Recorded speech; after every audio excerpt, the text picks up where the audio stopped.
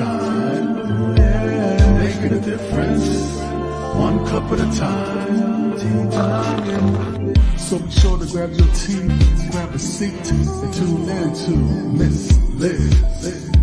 Tea time, making a difference, one cup at a time. Tea time, yeah.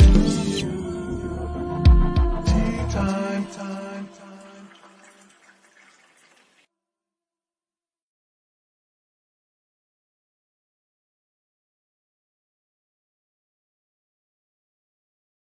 Well, welcome everybody. It is season 5. That's right. We're starting a whole new year all over again. And this year, Miss Liz's goal is 100 cups of tea. That's right. Last year we did 161. This year, Miss Liz is just removing the morning shows, but we're going to still do afternoon and evenings, and we're going to get 100 cups of tea in there. And I have the incredible John Michaels Matter from Trinidad coming in and speaking to us today on his life story, mental health advocate. He's an author, he's a founder, creator, life coach, youth developer. He's all of that. And we're going to start off the years nice and strong, and we're going to make a difference with a cup of tea. That's right. I said tea. So TEA. Now, if you've been watching all of the promotions and all of the flyers going out for season 5, you'll see the little teacups now. That's a new look that Miss Liz has added this year for tea time. And you'll see that each tea has a different word for my guests, because that is their tea, and this is how we serve tea in this house. We bring a difference through the TEA. So I'm going to bring in John Michael Meyer, and he's going to share a good strong cup of tea with you today. And we're doing, I believe his tea was, let me remember if I got this right, tenacious, empathic, and ambitions. I think I got it right. I'll find out, because I'm going to get John in here and we're going to sip and spill some tea together. So let me get John in here. Welcome, John. Hi, thank you, Miss Liz, for having me here. It's a pleasure to be with you, and it's amazing to have such a platform. So, hats off to you. John, and I wanted to flip it up this year, and I wanted to really put the flavors in the cups, and I wanted to get creative. And a lot of people were just like, oh, well, I don't even drink tea, Miss Liz. And I'm just like, you don't got to drink tea. You got to serve tea. There's a big difference, right? And I really like, John, a little bit about what you do with your life and how you became an advocate for mental health. But you've also have a mission that you open, and I want to get into that. I'm going to go back and forth with you today, and we're going to spill, and we're going to make a really messy tea today. So I want to get into the beautifully broken ministry. And I speak of being broken all the time, and broken is beautiful. And when I seen that in your bio, I was like, oh, I want to go with the broken pieces. I want to know how that came about. I know that that was made in 2018, and then we're going to go into 2020 and 2023. We're going to go all over, guys, because Miss Liz wants to do something different with my guests this year. I want to get deep, and I want to get into understanding why they do what they do. So, John, I want you, before you give me the beautifully broken, I want you to tell me who you were as a little boy and who you are now, and then we're going to get into the beautifully broken ministry. Nice, sure. So, as a little boy, I would say I was the average. Sometimes quiet, sometimes shy. Um, but within the teenage years or adolescent years, that's when things went all over the place, as they would say.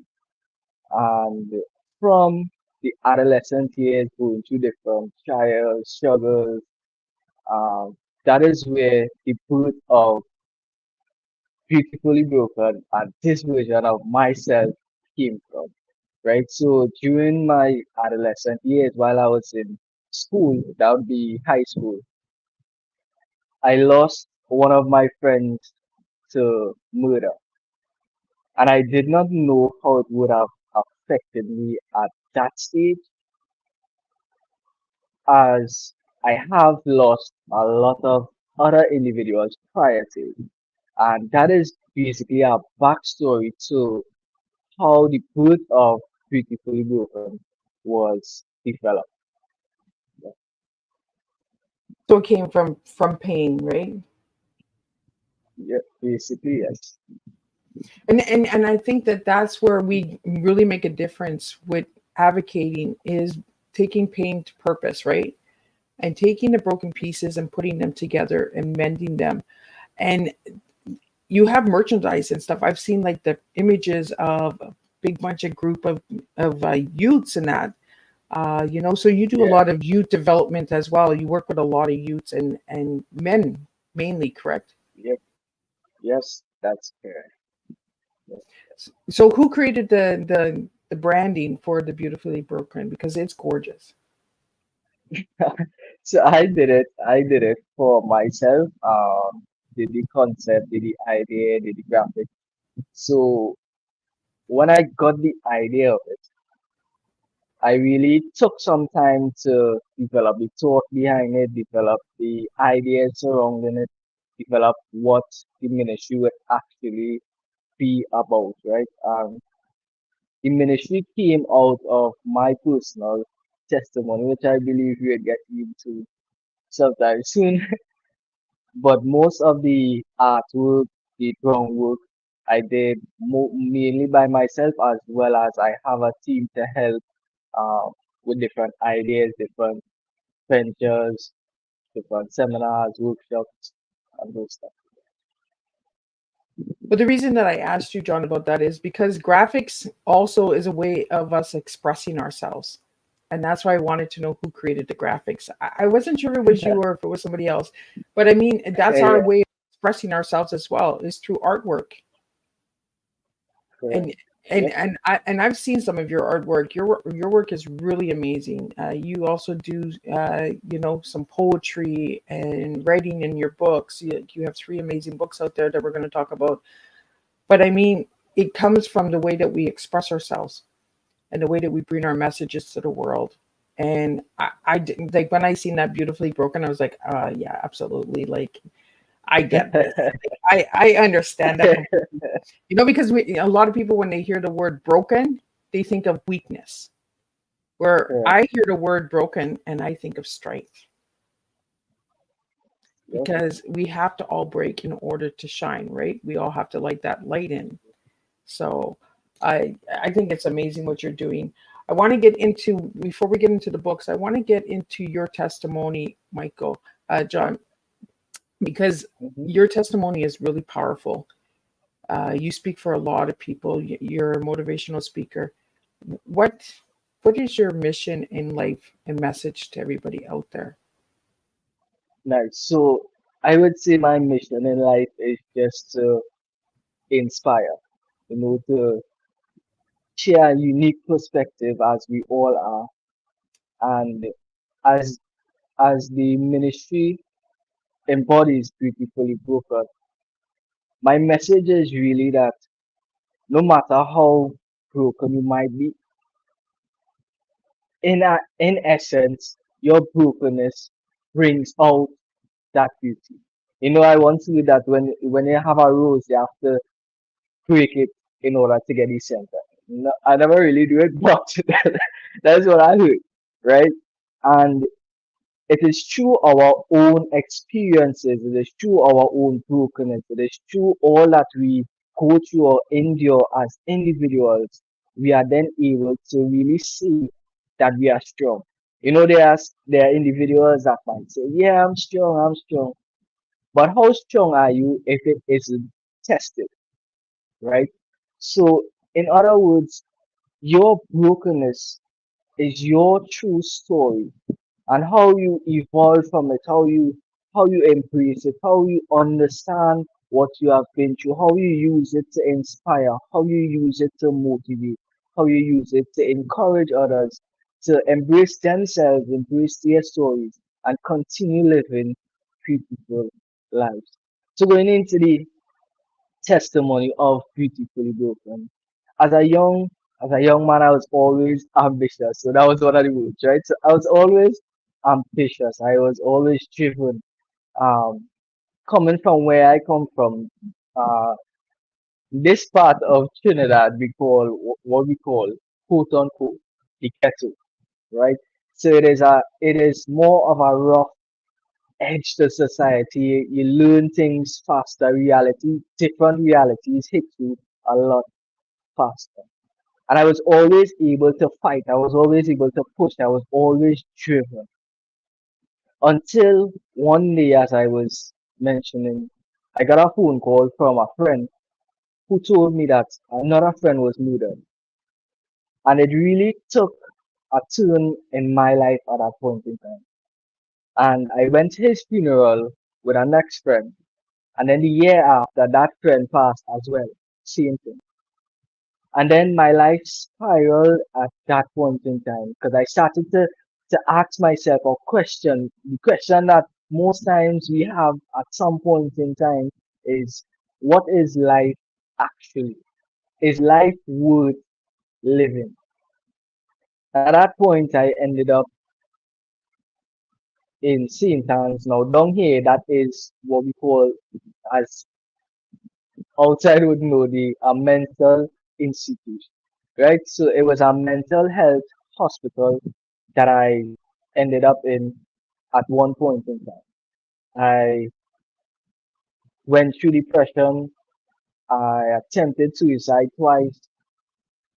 I've been through, I would say, the darkest of times that some of us would be able to understand and relate. You know, those times where you feel like you can't go anymore. Those times where you cry in the shower and it's only you alone that understand that feeling. That those times where you're up at night and you can't sleep because of all that has been that all that you have been through, all that has been on your mind. Sometimes there are days that you wish you don't get up to see the next day. All those dark and deep moments, I've been there and I've done that and I've attempted suicide twice. And within the I went in the mental health institution twice as well. And within the second time of me going, I remember at that time I was telling my girlfriend at the time that I have things that I need to change or I need to fix. And I wasn't coming out until I was able to fix. Now, for me personally, I thought it would have come from the doctors or the meds or the psychologists or the therapists. Now, this is my personal story. But it came from one day I sat down and in the mental health institution, there's nothing to really do but take meds, eat, and sleep. So I told the nurse one day that I'm a Christian. So I asked her if she could call my father to bring my Bible to me. And then he did. And when he did, I got a word that said, I have you here to raise you up to show the world how great I am. And at that point, I knew everything changed. A lot changed mentally, but still the situation on the outside did not. And I want to put a pin there because sometimes we think that healing happens today or it happens overnight. Or sometimes we get our word and we feel like we on top of the world and we could keep pushing and then we realize that the next day something different happened. And especially with mental health illnesses, some of them they aren't really cures for it. You are just able to manage better what you could now understand. So though my reality on the outside did not change, my mentality towards what I was dealt with, the cards that I have been dealt, changed. And when I came out, I realized that even though I would live forever with a mental disorder, so at that point in time, I suffered from depression, anxiety, and my disorder actually is borderline personality disorder, right? So that is the disorder that I have. And though I know that I would live a lifetime with it, when I came out, my reality and my mentality towards it changed. And at the time, my girlfriend at the time, she said, I know what's going on with you. So to me, I was like, how you could know what's going on with me? So I sit down and I'm like, Yeah, it's "Hey, me. How do you know what's going yeah, on with me? yeah. I was like, come on. But then she goes on to say, you are accustomed being ambitious. You are accustomed with that drive. And since I was hospitalized, I lost everything. Right? I lost that drive, I lost that zeal, I lost that energy. And she said that you are you are not accustomed being quote unquote weak, not being able to push for yourself. And then she went on to say that I know that you are broken, but to me, you're still beautiful, right? And then that is where Beautifully Broken came about. She said, um, at that point in time, she said, I don't like normal people. So now in my head, I'm like, wait, what you trying to tell me now? Boy? Like, come on, But then she was like, no, understand. She said, now you have a story to tell. You have survived things that others might not have.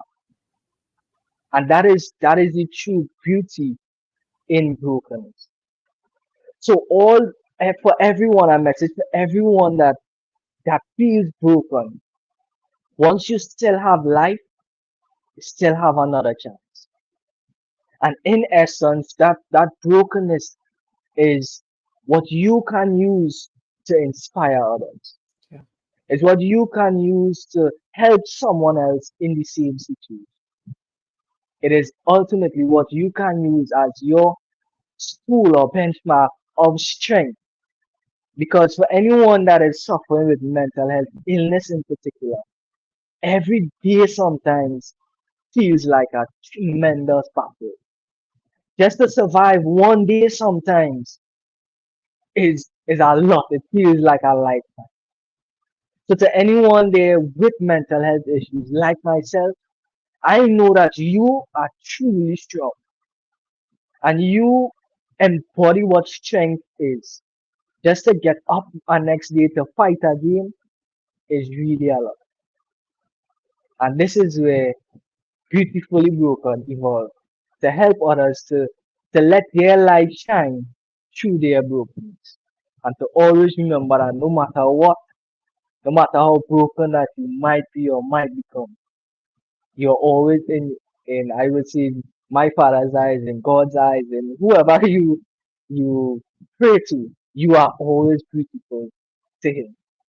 So, Well, and I think that it's really important, Mike, John. Like, and this is why I wanted you on as a guest, because I heard you speak on another platform, and I was like, I need John Michaels on my platform. I need him to be that voice for the youths out there that are listening to Tea Time, that are struggling with mental health, because mental health is an everyday thing.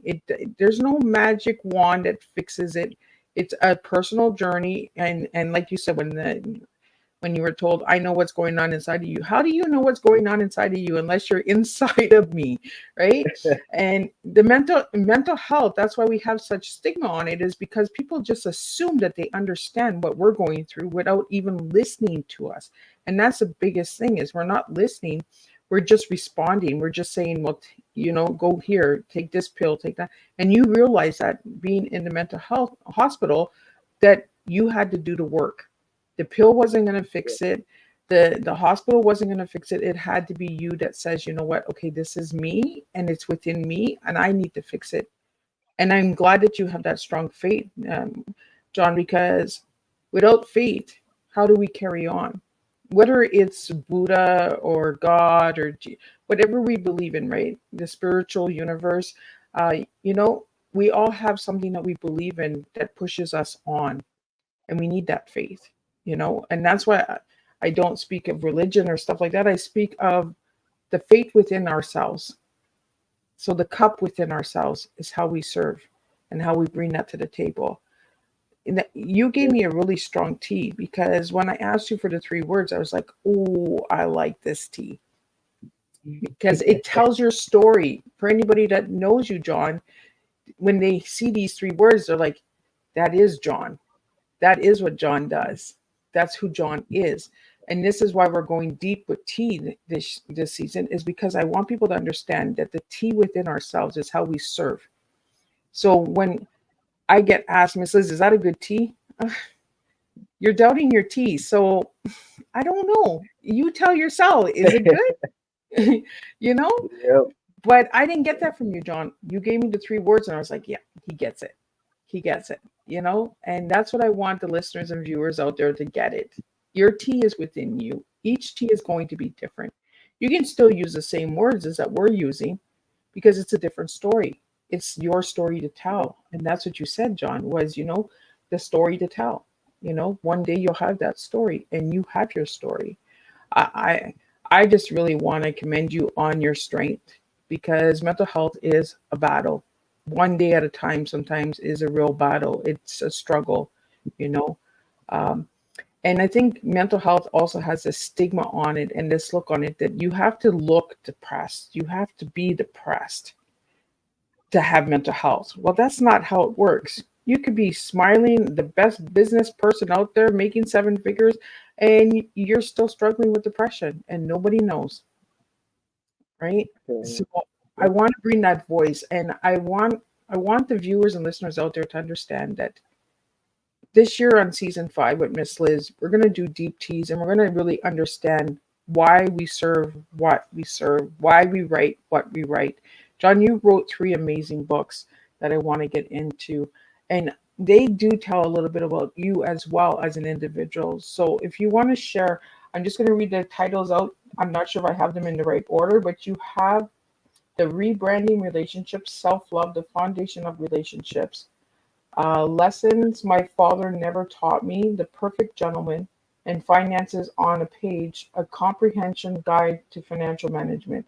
Now, I hope I have them in the right order, and I'll get you to share a little bit on books. But before we get into John's books, I just want to do a special shout out to Best Version Media for supporting Miss Liz for the last year, and we'll be supporting Miss Liz's Tea Times for the next 3 years with the podcast and other stuff out there as well. So we will be doing special shout outs this year on Tea Time. So if you want to shout out for your business and stuff like that, you can also do that. John, we're going to get into your books now. So again, thank you to Best Version Media for supporting Miss Liz and her journey with podcasting and making a difference with tea. So John, share a little bit about your books. We'll start with the first book. I hope I have them in the right order. Yes, so they are actually in the right order, right? So the first one, just to make it short, self-love, the foundation of relationship. After being through my experience with mental health issues and challenges and the hospital, I realized, as you rightfully said and rightfully picked up within the conversation, it had to be about me. Everything, and I don't want it to come across or sound as self-centered or arrogant, but everything comes from within you. So, for example, you can't pour from a cup. We're talking about tea. How could you pour from a cup that has nothing? How can you spill tea if there isn't any tea to spill? Right? So I had to realize and understand that who we are comes from within us. And sometimes along the line, we look to others, we look to relationships. I don't feel fulfilled, so I need someone else to fill that void in my life. I don't feel complete, so I need someone else to, as they say, quote unquote, complete me. And I realized that we had that order in the wrong order. And I realized it started with us. We had to be complete in ourselves. That doesn't mean complete doesn't mean exempted from flaws. It means that we understand who we are. It means that we know our strengths, we know our weaknesses, we know what we are capable of, and we know the things that we don't want to really get into. But we know who we are in its entirety. So self love was really about being able to love you before you can pour that love out into someone else. It is being able to look within before you look outside. So once we could develop who we are internally, then we are better able to deal with relationships external. And these relationships could be any type of relationships. It could be family relations, it could be friendships, it could be um, boyfriend, girlfriend, fiance, husband. It could be any type of relationship, but you need to be whole first in yourself to really be able to bring value to a relationship. And that starts with deep internal work. That starts with deep reflection. That starts with you understanding who you are, you accepting who you are, you accepting those broken pieces. And that in our essence is what self-love, the foundation of relationship, is about. Because if we as individuals can do our own internal work and could find ourselves complete within ourselves or whole within ourselves, then we are better able to show forth to the world who we are as individuals, not looking for someone else to, as they say, quote unquote, complete us. So it's really about that internal work. So self-love is really about that internal work.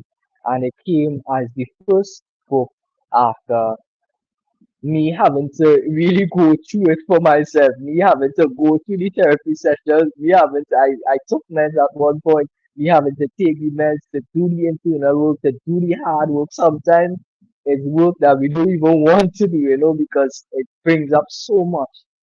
But you would realize that true strength comes from being able to fight back in a place where you feel vulnerable, in that place of your own self where that those dark times, those dark moments, the things that you don't want to touch, if you are able to accept it as reality, then you would realize how strong you really are pushing forward. So that is a little bit on self love and how the idea of self love, the foundation of relationships, came about. And I think Uh, it's deeply important that we all know what self-love is. The only person that can complete us is ourselves. You know, I always say this to my children, John. I say, your partner is a bonus. Once you love yourself, then the bonuses come in. Then the other relationships come in. Then the other people come in. You know, we focus so much in today's society that we need a partner to feel complete. We need a partner within ourselves first. We need to know ourselves. We need to mirror ourselves. We need to look in the mirror and say, you know what? I am beautifully broken, but I am special. I am capable. I can do this on my own. And that's when we let people come into our lives, when we can get to that point of healing and saying, you know what? I self love myself. And it's not arrogance, it's not ego, it's God wants us to love ourselves. You know, our faith wants us to love ourselves. And it's like you said, John, how can we spill a tea if we have no tea? How can we give when we have nothing within our cup? You know, and then expect a relationship that won't break when we're not even full. So we need the hmm, fullness within ourselves first in order to get to where we are today, you know. And I love that you keep bringing back the tea, because this is what we do: is we serve a real life tea here. We don't serve a cup of tea. We serve the cup within ourselves, you know, who you are, whether it's a cup, whether it's a mug, whether it's a jug. You drink your tea the way you like it, right? And you serve the way you like it. And there's no judgment on how we serve. It's how we bring our different flavors and blends to the table, and how we bring it and serve humanity is what we're doing. John, I want to get into the next book. That book, when I read the title, I was just like, oh, because we always look up to our daddies as father figures, as that role model, that example. So, how did you get to be such a young man with such wisdom and come up with this in the second book? so So first of all, I'll put a disclaimer on what. So the title is Lessons My Father Never Taught, right? And I do appreciate about the fact that I do have a father that is in my life, right? And before I could even publish, I had to get his permission to be able to publish. Now, the book really came from the reality that where I come from in my um, community, there aren't much young men with fathers, and by extension, the world to a certain degree as well. And then when I looked at it, I realized that sometimes some of the biggest problems in society stems from this idea that we as men, so I'm talking more to the men, uh, we don't really have examples to really look up to, or good examples to really look up. And as we're talking about the cup of tea again, how can I be a man if I've never really seen what a man's supposed to be like? How can I be an example of a quote unquote good man, however that looks to you, if I have not seen it for myself? And they say children learn what they see. So within me doing the work that I do with youth and community, I realize that a major issue that we face within my community, that is, and by extension, others that could understand, is that we don't know what it is like to look up to a male figure that is a grounded individual, a male figure that is upright, a male figure that is honest, a male figure that is deemed quote unquote good, right? And even to the female side, when dealing with younger females, you would realize, or within my scope, I realized that those individuals, those young women that were raised without father figures, they do a lot of different things to try to fill that role. They look to so many different individuals trying to fill that role, or many different avenues, whether it be drugs, whether it be anything to try to fill a void that they really feel that they can't fill. And lessons my father never taught me really came out of the fact that I saw that there was a need for guidance. So this book, in our essence, was like a father to those that don't have one. So it's about teaching the lessons that we as men should have been taught from our fathers. The lessons of how to be men of integrity, how to be men of honesty, how to treat women as they should be treated. To handle situations with care, to handle situations with strength, but not using ego as strength. So within community, within the male community, sometimes we think strength is being dominant. Sometimes we think strength is, being overly aggressive. And these are some misconceptions that we as men try to adapt for ourselves because of the fact that we really most times, sometimes, don't have good male figures to look up to or to emulate. So the idea of lessons my father never taught me really came about from that need of realizing that within my community in particular, there aren't much male figures to look up to. And because of that, there's a cycle that continues. And this book is just one avenue or one way in which that the community can address this problem and then seek to move forward from it. Well, I think this book, John, also opens up to all global wide, because it's an issue that's globally, father figures, and it's like you said, how can I be a gentleman if I've never been taught how to be a gentleman? You know, uh, how can you ask me to be something that I never had?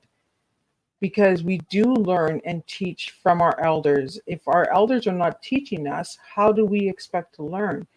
So we have to go out and we notice that things are not right and we fix it. And I feel that this is what this book is doing, is it's giving you that lesson, if you never had that father figure, to read this book and to understand that It's not just in Trinidad, in your community, it's a global pandemic. you know there's so many different pandemics out there. It's not always about a virus, it's about global issues that we're not speaking of. And father mm, figures is one issue that is not spoken about. It is not a topic that comes to the table. Maybe that's an avenue that we can start opening, is having these conversations and understanding why fathers are not stepping up. Maybe it's because they never had that father to step up to. So it's a generational cycle.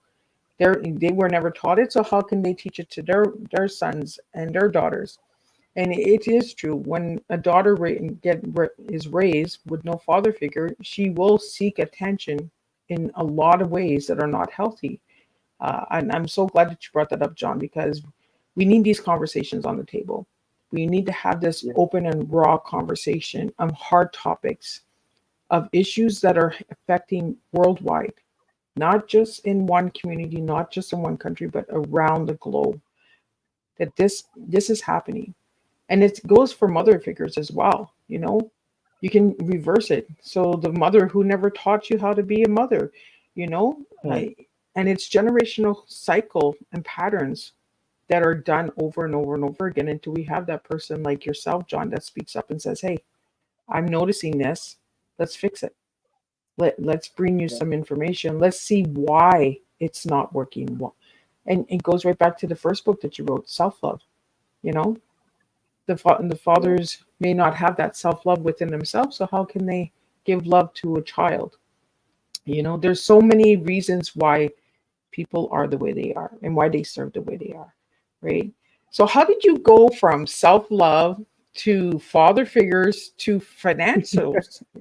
Like, I'm just like, and finances. Oh, okay, so he's taking us on another route, he's going down another path. So how did you get on that journey, John? nice. So as you actually made the link, um, lessons my father never taught me was like an attachment to self-love, just more directed to males, right? Now, finances on a PhD came about last year, and it is one of many within a series, right? So again, the overarching theme of my books is actually personal development. So self-love is personal development. Lessons my father never taught me. Again, personal development. Finances, personal development. And going back to the same thing, finances, I believe, is something that a lot of individuals weren't really taught how to actually manage. And the concept of finances on a page was to break down all these big financial terms and all these things for one for any individual to understand. So yes, the title is finances on a page, but it has many pages. But the idea is that you can chart your finances on one page. So the financial information that you need as a person, as an individual, you can't do this on one page. And the concept of this series is on a page series, right? So it is actually breaking down personal development or professional development topics into into books that any individual of any level of intellectual capacity could be able to understand. So it's breaking it down from child to adult to expert, anyone could pick it up and be able to say, oh, this is how I do this. 1 plus 1 equals 2. So the idea is really breaking down all these big topics into simple, concise versions of things that you can use, that you can apply within your own personal life, that you don't really need an expert or a coach to actually guide you through. So finances on a page is the first of the series.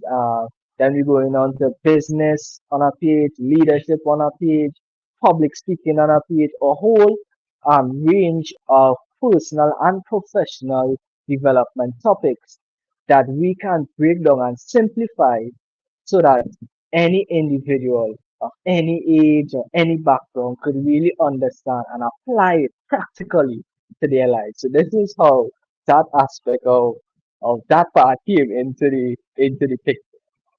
See, and the books all align because now I get it. Because now that you've shared the self love and the father figure and the finances, it all starts with self love and self healing, and self awareness. That it starts with you and it ends with you, right? Because financing at any age, when you're a child, one plus one. Well, you're going to kindergarten, you're learning that one plus one. It's not mom and dad, it's not the teacher, it's you. It's all within you.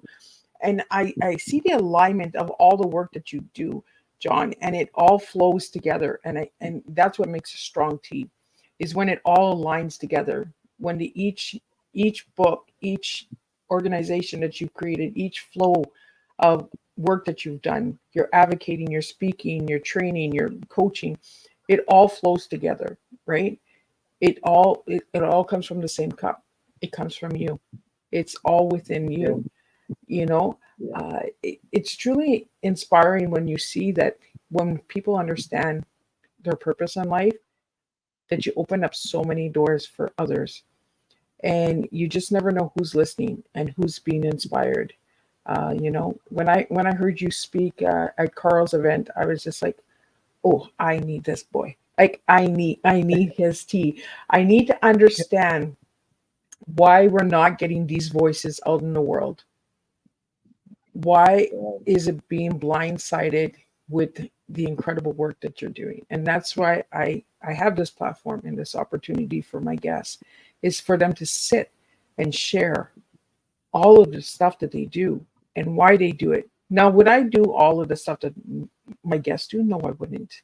And that's why I want to have these deep conversations with you guys this year, is because I want to understand why we're not bringing these to the table, why we're not bringing these discussions to the table. Are we afraid of them? Is it because it's too much work for us to do within ourselves? The self healing part is really a journey. Uh, yeah, John, and that's something that you've really worked hard on. And I think by being in the mental hospital and having that time of connecting with yourself, within yourself, without the distractions of the world, and saying to yourself and saying, it's not the doctors, it's not the hospital, it's not the medication that's going to heal me, it's me. Taking that ownership and accountability for yourself is the first awareness of self awareness and self love. yeah. So I really want to thank you for that, John. But I want to get into your tea, because we keep talking about your tea. So we're going to go back into your tea. So the other words that you gave me was tenacity and Right, empath- empathic and ambition. We talked right. about the ambition. Let's talk about the other two words that you gave me for tea. Nice. So when I saw T as the, I would say, describe myself with that acronym, it was pretty easy again because I've done the work on myself. So I've done the hard work, the introspection I've done. And tenacity, or being tenacious, is that virtue of never giving up, right? And I used to do fitness and bodybuilding before, right? So that was before my mental breakdown, I would say. And the year that I had my mental breakdown, I competed in a national show here, right? And that was my passion. I was into fitness. I love fitness. That was everything to me, right? And I did it. And for anyone into fitness, or more specifically bodybuilding, you know that it is every day. It's literally a lifestyle. You get up, you make sure you eat on time. It's very regimented, and it takes a lot of hard work and dedication over a long period of time. So I built that ability to keep pushing. I built that resilience to keep moving, to keep pushing forward. But I realized that I had that quality more so when I came out of the mental health hospital. So it was no longer just physical. I thought it was all physical. But then there's that mental as well, that mindset where No matter how hard it gets, I'm still going to push through. No matter how dark it might seem, I'm still going to fight and push. And I remember going for a competition after I came out of St. Anne's, and it was the hardest competition ever. So that's in mental health hospital. So after I came out of there, it was the hardest because, as I said, while in the mental health institution, I lost everything. I wasn't eating, I was not training, everything just went all over. And I said that no matter what that year, no matter what happened that year, I am still going to push. And I ended up coming like second to last in her competition. But to me, it was me coming first. Because whereas I could have stopped, whereas I had all reason not to go back, I knew that I had to do it for myself. I knew that I had to do it again for myself. And I kept pushing forward. I kept pushing forward. And I remember someone saying before, they said, I never thought that I would see you again, but you always keep coming back. So no matter how hard it gets, no matter that I might take some time off, no matter the downtime, I will keep coming back. And that is what tenacity is. Being able to keep pushing forward, even when all the odds are stacked against you, even when it doesn't seem like you can make it, just to show up and keep pushing forward is what being tenacious is about. So that was the first word that came to mind when I saw T, the acronym. So give me a little bit on your E word. Nice. So empathy or being empath, right? So this actually is a very deep one, meaning that because of my disorder, because of the things that I've seen, I've witnessed, the friends that I've lost, the family that I've lost, all the losses that I've had in life, I did not have it in me at a certain point of time the ability to empathize. So empathy is about putting yourself in someone else's shoes, right? It is often mixed up with sympathy. Sympathy is feeling a sense of sorry for someone else for whatever they might be enduring or going. Empathy, however, is being able to put yourself in their shoes. Now, you would not fully understand, but being able to trade places can give you a bit of an insight as to how someone else might be feeling. So, going back to it, because I lost so much in my life, I did not have the ability to empathize. So, I could not see or understand what you were going through, and I did not care. For me, all I could have seen in my mirror, or all that I saw in my mirror, was the pain that I was going through as an individual. So I did not care about anyone else. But within going through therapy, I realized that that was a fault of mine. And I had to do that internal work to be able to really and genuinely connect with others. You see, and life is about connection. It is about being within a society that can connect. The way that we can connect, the way that we can talk to others. This is, in essence, what life really is about. Take everything away from us as individuals, as human beings. There's that longing to connect, whether it be to parents, whether it be to friends, whether it be to spouses. We all need to be able to connect. And I had to do that internal work to develop that skill of empathy, to develop the idea that you alone aren't going through something. You alone aren't feeling that pain. And there's a story that someone else can tell as well that can be very valuable to you as an individual. So it was about learning how to step back from my own personal pain and to really delve into the stories of others, to listen, as you said earlier, to others, to really see and experience the story of others. And I think there's that in life to me is one of the greatest gifts and blessings that we have. And that is why I personally would commend you, Miss Liz, because of this platform, because this is what this platform does. It helps to connect. As you rightfully say, you wouldn't go and take everything that your guest says, but it helps again to connect. It helps us to see different. It helps us to understand different. And they in turn can connect to someone that needs to be connected to them. So again, this is an amazing platform. And I do wish you all the best and to keep up the great work that you are doing within this area of connecting or bringing connection between individuals. Well, thank you so much, John, for saying that.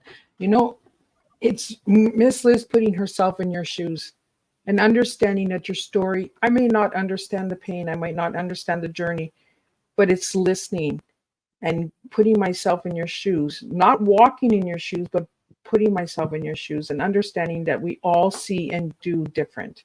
We all see different perspectives. What I might see as blue, you might see as gray, and that's okay. We don't need to argue about it. We don't need to debate about it. If you see gray, you see gray. I see blue, I see blue, but come together and stop the division, you know, understand why people are the way they are. Don't be so quick to judge. You mentioned, John, that you live with bipolar. There's such a stigma on bipolar, but does anybody actually understand what bipolar is? Has anybody ever educated us on what bipolar is? We give these titles of mental illnesses out there. I've been diagnosed with conversion disorder, and a lot of people don't know what that is. And doctors, they told me you're crazy in the head. So okay, I'm crazy in the head. Let me be crazy and let me just try and figure out what the heck conversion disorder is. Like, you're just giving us labels and titles, but you're not telling us what the disorders are, what the side effects are, what to look out for, how to prevent episodes and side effects, from medication and therapy. If too much therapy is no good for us as well, for some mental illnesses. If you're just speaking about it, you're just speaking. It's just like when you're speaking on a stage, if you're just repeating and you're programmed and you're just not speaking no longer from the heart, are you actually making that difference? Are you actually making that impact, right? And that's what I Yeah. see with your story, John, is that you keep moving and you keep opening different paths and different avenues in that. You have other organizations that you've opened, and I just love the names of them. Uncaged Life Coaching. Like, uncage yourself. Miss Liz cages herself for protection because of my story, but just Yeah. the word uncage is an engaging word to want to know more, to understand more. And you also have the Mission 300. There's incredible organizations out there that we don't know about because we're being blindsided by today's society of that's different. We're not going to touch that. We're not going to open that. We're going to go to where it's comfortable and where we know the name, we know the brand. It's like going to McDonald's. McDonald's, but you're not coming to Miss Liz's house. You know, you can have a burger at Miss Liz's house too. I do make burgers with tea. you know, but Yeah. it's the understanding of stories and understanding individualities, that we all come from different walks of life. We all come from different countries, different traditions, different cultures, different upbringings, but we all can come together when we understand each other. And John, that's what you do with the work that you do. So I want to really thank you for your services for humanity, because you have brought a lot of people together through your story and through your journey. And I hope that the listeners out there today are getting the journey starts within. Like John said, if you don't have a tea, how can you serve tea? Miss Liz can't serve you guys a tea unless I serve my tea. And I do serve my tea. I take care of my tea. Self-care, self-awareness, self-reflections. These are things, and we have roller coasters. We go on a ride. We take a journey. So John, what final message would you like to leave everybody today with? Nice. So my final message, I would say, stems from Beautifully Broken. Life will break you at some point in time. Will. But always remember that it is within your broken pieces that there lies the story. It is within overcoming trials that there is triumph. And it is within the mess there comes a message. So to anyone that feels like it's too hard to endure, myself being within situations myself, I can tell you, just keep pushing forward. No matter how hard it gets, I know sometimes we feel like giving up, but just keep pushing forward. And the world needs your story. It needs you. And that is why you are here. And the faster that we find purpose and the faster that we find passion, is the faster we'll be actually be able to live. You see, it is one thing to have life, but it is another to actually be alive. You see, so we can have life, but don't have the zeal to live. We can have life, but don't have the energy to get up every day. But to be alive is to be free. It is to be yourself. It is to be energized with life. It is to wake up and to keep pushing. So no matter how hard things might become, no matter how dark the tunnel might be, there's always a light at the end of the tunnel. That has come from me who has been through it, who have been through those dark days, who have attempted suicide. I have been there and I know what it is like. But I also know what it is like to be on the other side. And it is beautiful to find your story and tell it to the entire world. Because there no point in time in life again would there ever be another you. There would never be another Miss Liz. There would never be another John Michael. Likewise, there would never be another you. So you are a gift to this world. And let your gift so shine. Well, thank you so much, John. It's been a pleasure having you on Tea Time. Do not leave. I'm just going to wrap it up. We're going to be back at 7 p.m. Eastern Standard Time with Chris D.T. Gordon. He'll be talking about his personal story and becoming a survivor. He was a survivor to a striver, and we're going to be talking about the tag. So if you want to know what the tag is, you have to tune in at 7 p.m. Eastern Standard Time for the second Tea Time of this week. John, thank you for launching season 5, being my first guest of the season. I am honored to have you here. I want to thank all of my listeners and viewers out there, all of the people who tune in to and support Miss Liz. Without you, I cannot do what I'm doing. If you would like to know more about Miss Liz, you can check out Miss Liz's at www.misslizsteatimes.com. If you'd like to check out more on John Michaels, you can check out his link tree at Uncaged Life Coaching. It is on the platform. In the audio, it will be in the description box. You can find it all in there. And I want to thank everybody for tuning in. And let's make season 5 a deep, strong cup of tea. And let's really get those TEAs out there in the world and make a difference, one cup of tea at a time. Until then, I will see everybody at 7 p.m. Eastern Standard Time. Check out Ms. Liz's platforms and we'll see what we can do. And if you would like to be a guest on Tea Time, you can check out Ms. Liz and book me through my website or send me a direct message at my email at bookingmissliz.com. And before we wrap up, I did forget the disclaimer. So this is for educational purposes only. So we are doing this podcast for educational awareness. So thank you again, John Michaels, for joining me. And I will see everybody at 7 p.m. for the second Tea Time of season 5, 2024, January 4th. Thank you.